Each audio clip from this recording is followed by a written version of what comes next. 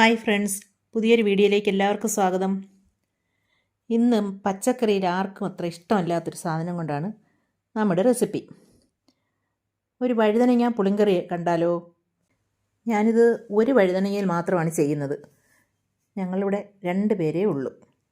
അപ്പോഴൊരു വഴുതനങ്ങ, ഒരു സവാള, ഒരു ചെറിയ തക്കാളി, 2 പച്ചമുളക്. ഇനി നമുക്കിതൊന്ന് കട്ട് ചെയ്തെടുക്കാം. കറി റെഡിയാക്കാനായിട്ട് ഒരു പാത്രം അടുപ്പിലേക്ക് വയ്ക്കാം. അതിലേക്ക് വെളിച്ചെണ്ണ ഒഴിക്കാം. എണ്ണ ചൂടായി അതിലേക്ക് നമ്മുടെ പൊട്ടിത്തെറിക്കാരി അങ്ങോട്ട് ഇട്ട് കൊടുക്കാം.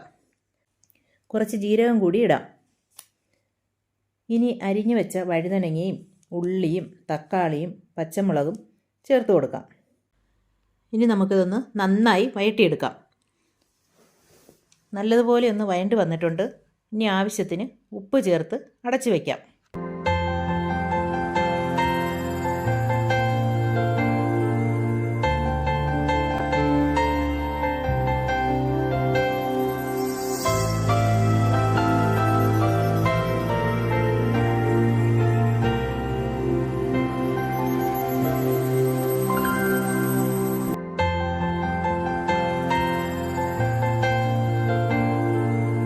ഒരു 2-3 മിനിറ്റിന് ശേഷം തുറന്നതിലേക്ക് മഞ്ഞൾപ്പൊടി, മുളക് പൊടി, മല്ലിപ്പൊടിയും ചേർത്ത് ഒന്ന് ഇളക്കി കുറച്ച് സമയം കൂടി അടച്ചു വയ്ക്കാം.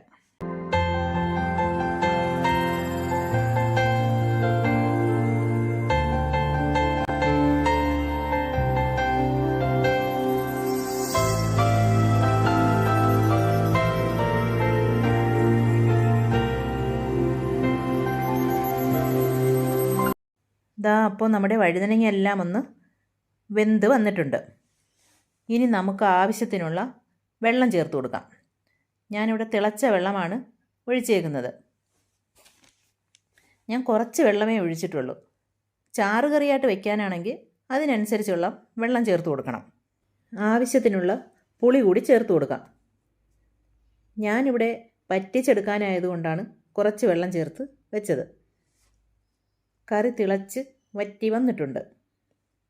കുറച്ച് കറിവേപ്പില കൂടിയിട്ട് പച്ച വെളിച്ചെണ്ണ ഒഴിച്ച് ഒന്ന് ഇളക്കി അടച്ചു വയ്ക്കാം. വഴുതനങ്ങ പുളിങ്കറി റെഡിയായിട്ടുണ്ട്. എല്ലാവരും ട്രൈ ചെയ്ത് നോക്കി അഭിപ്രായം അറിയിക്കണേ. വീഡിയോ ഇഷ്ടമായാൽ ലൈക്ക് ചെയ്യാനും കമൻറ്റ് ചെയ്യാനും സബ്സ്ക്രൈബ് ചെയ്യാനും മറക്കല്ലേ കൂട്ടുകാരെ. അപ്പോൾ പുതിയൊരു വീഡിയോയായി വീണ്ടും കാണാം. ബൈ. வாய்ப்பாட்டு பாடும் பெண்ணே மௌனங்கள் கூடாது.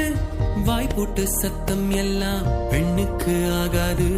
வண்டெல்லாம் சத்தம் போட்டால் பூஞ்சோலை தாங்காது. மொட்டுக்கள் சத்தம் போட்டால் வண்டு